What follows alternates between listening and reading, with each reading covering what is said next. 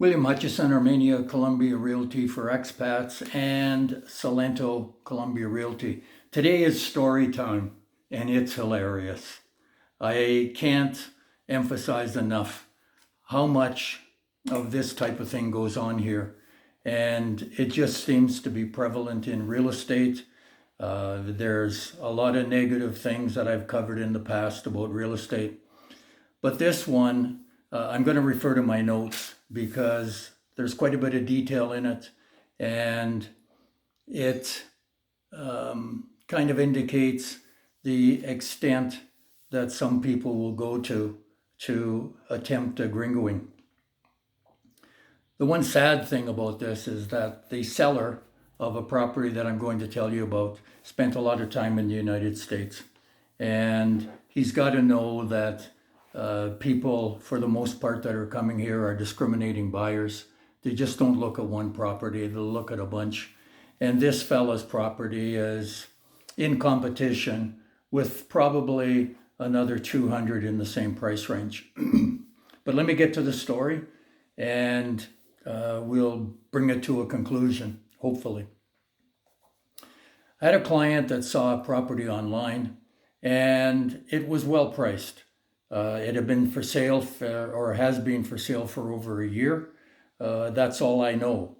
For over a year, could be 13 months, could be 22 months, but it has been for sale for over a year. Asking $325 US. He asked me to go look at the property, so I did. And while I was there, I did a live video back to him, showing him the home.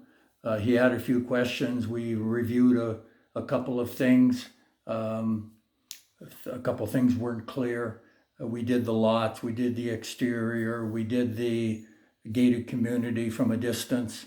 And he determined that it was a place that he would be interested in. He told me that he would offer $300,000. But the owner, about an hour later, after I got back home, I got an email from the owner telling me that he had a full price offer. So he had an hour to get a full price offer, which is a little bit questionable.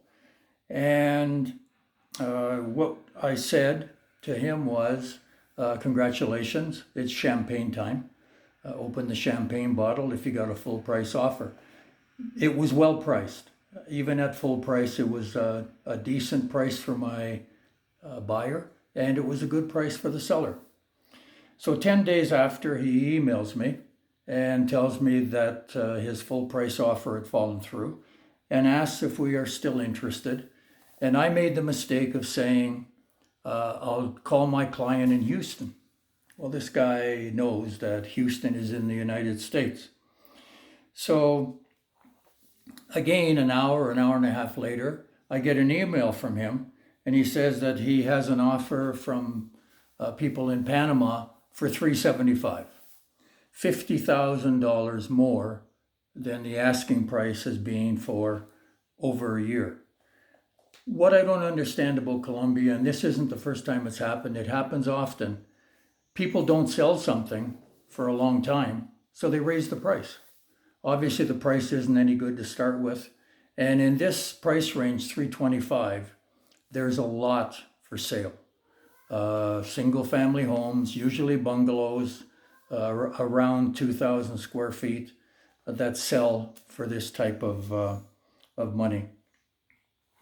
An hour later, after he supposedly has this offer in front of him, he sends me an email and tells me he won't accept less than $350. Now, an individual has an offer for $375.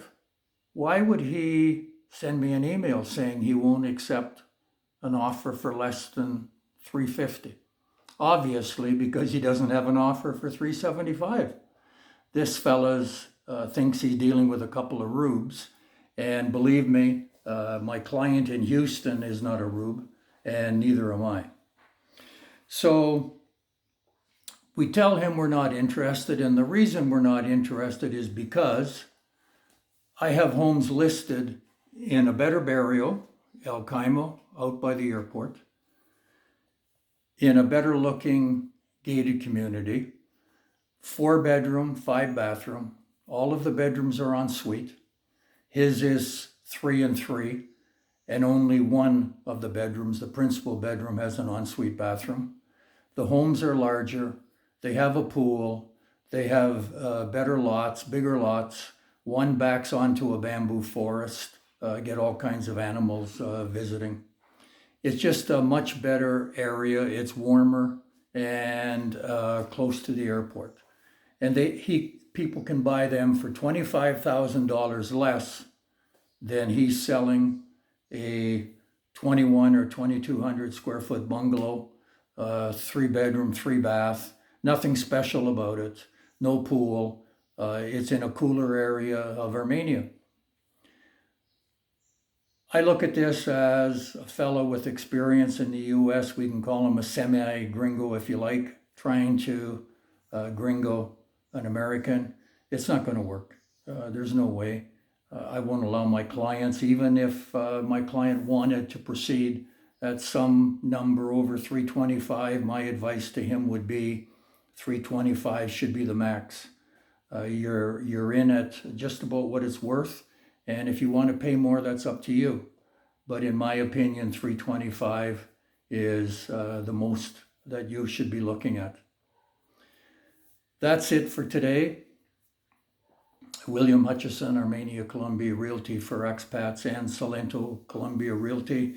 If you find the channel of interest, please subscribe or like. It drives the algorithm here at YouTube and gets the information out to more people. And by the way, if you want to try to navigate the real estate system and the culture here, you're on your own. I don't think you're going to be successful.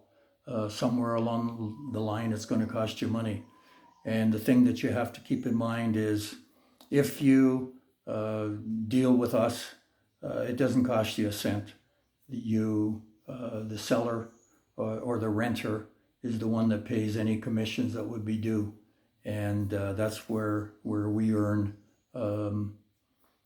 our pay for basically looking after you.